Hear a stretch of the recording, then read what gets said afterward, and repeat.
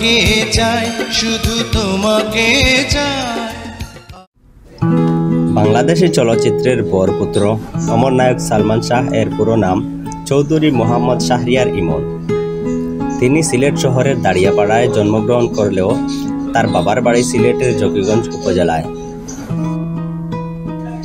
তার জন্ম 19 সেপ্টেম্বর 1971 সালে এবং তার মৃত্যু 6 সেপ্টেম্বর 1996 সালে।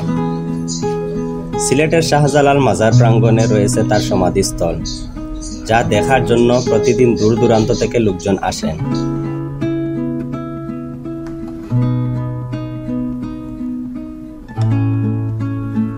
প্রিয় দর্শক, আমরা ভিডিওর মাধ্যমে আজকে অমর নায়ক সালমান শাহ এর সমাধি দেখাবো, তাই আমাদের সঙ্গেই থাকুন।